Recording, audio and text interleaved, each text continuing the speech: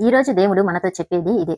నీ అడుగులు నా అడుగు జాడల్లో ఉంటే నీ గమ్యం నిశ్చయంగా ఆశీర్వాదమే. యోబు లాంటి విశ్వాసం మనకి ఉండాలని దేవుని కృపను కోరుకుందాం.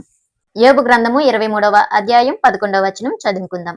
నా పాదములు ఆయన అడుగు జాడలు విడవక నడిచినవి, నేను ఇటు అటు తొలగక ఆయన మార్గము ననుసరించి తిని. ప్రియమైన దేవుని బిడ్డలారా, మన జీవితాల్లో కష్టాలు వచ్చినప్పుడు దేవుడు మనతో ఉన్నాడా, ఎందుకు ఈ బాధలు అని మనసు అడుగుతుంది. అటువంటి పరిస్థితుల్లోనే యోబు ఈ మాటలు చెబుతున్నాడు.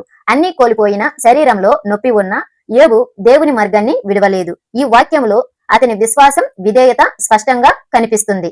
నా పాదములు ఆయన అడుగు జాడలు విడవక నడిచినవి అన్నప్పుడు యోబు చెప్పేది ఏమిటంటే, దేవుడు చూపించిన దారిలోనే నడిచాను, నా ఇష్ట ప్రకారం కాదు, నా భావాల ప్రకారం కాదు. పరిస్థితులు ఎలా ఉన్నా దేవుని ఇష్టాన్నే నేను ఎంచుకున్నాను అంటున్నాడు.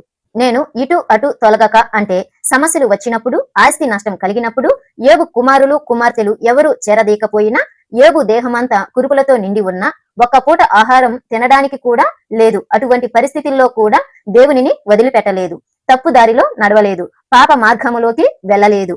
ఆయన మార్గము ననుసరించి తిని అంటే దేవుని వాక్యమే నా జీవన నియమం అయ్యింది. నా జీవితానికి గైడు దేవుని మాటే అని యోబు తెలియజేస్తున్నాడు.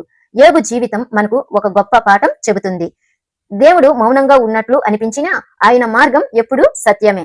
మన జీవితాల్లో కూడా అనేక శోధనలు, సమస్యలు వస్తాయి. కొందరు సమస్యల వల్ల దేవునికి దూరం అవుతారు. కానీ యోబులాగా ఏ పరిస్థితిలోనైనా దేవుని మార్గాన్ని విడవను అని మనం నిర్ణయించుకుంటే దేవుడు మన అడుగులను స్థిరపరుస్తాడు. మనల్ని పరీక్షించే కాలం శాశ్వతం కాదు, కానీ దేవునికి విధేయత శాశ్వత ఫలితాలను ఇస్తుంది.